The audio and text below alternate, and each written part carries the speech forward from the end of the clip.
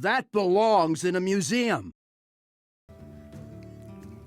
So yeah, Pokrovac hasn't really tested for anything yet, just passing on his previous turn, so he is going to Raven Idol here, get the sad news that this is going to be a cat trick. But look at that. He can take the Innovate, He can play it Innovate, again. coin Baron Geddon.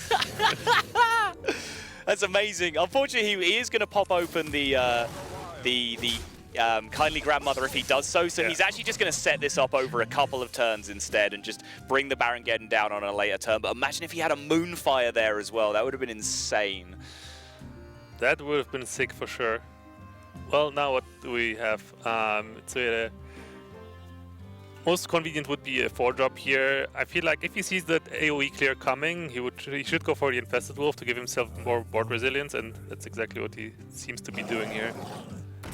Yeah, so now total, Pokrovac has access to 9 mana this turn, right? 2 Innovates for 8, coin for 9. So yeah, Wrath, Innovate, coin, Baron Geddon actually works this turn and sweeps the board. That is an insane turn.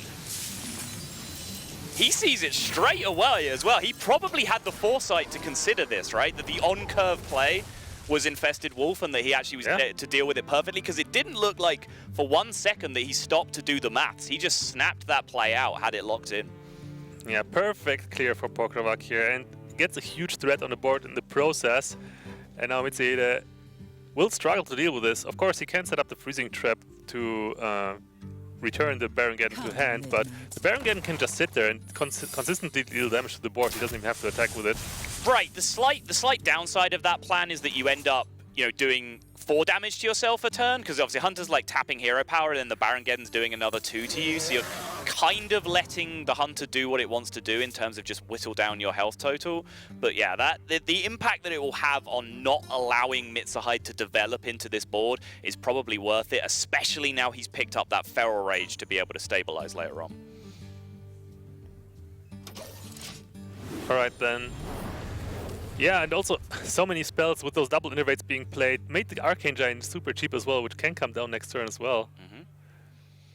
Spell damage swipe available soon as well. Of course, if the Drake is not dealt with, which I'm sure it will be, but also coming up soon with that Frigid Snowbolt, which is just such a weird tech inclusion that I'm seeing. And he could potentially have, and that's like when you see there is potential lethal, that's the exact spot where you want to Feral Rage up.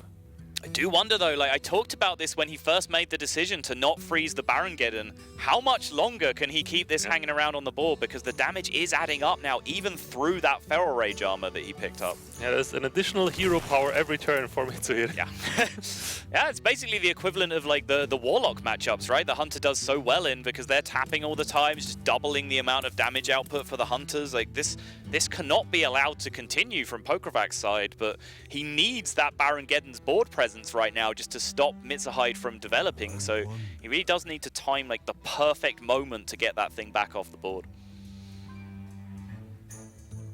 Alright, Barnes is going to come out here. Even if it's a high main, it can be cleaned up relatively easily by this Baron Geddon. That looks amazing. It's just not that impressive. Yeah, well, but Mitsuhide just doing what he does, chipping away at Pokrovac's health. The Geddon working against him and with him. The Arcane Giant, but that would leave the extra 3 damage of the Barnes in play, which is just really terrifying at this point.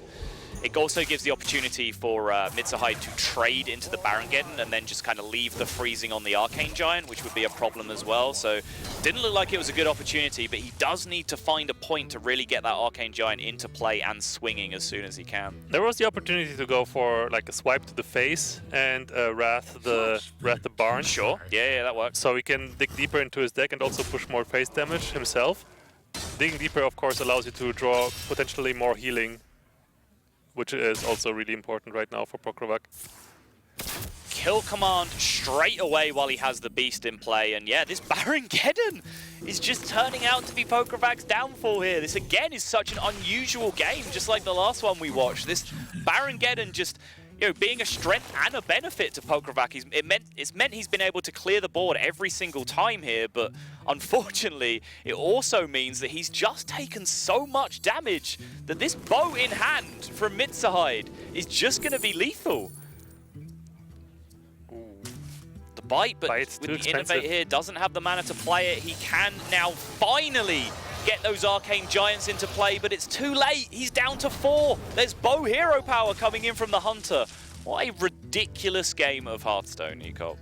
What a ridiculous game indeed. A super early Baron Geddon that has been uncontested by both players, really. Like, none of the players wanted to handle the Geddon, and then ultimately the Geddon decided the game for one of them.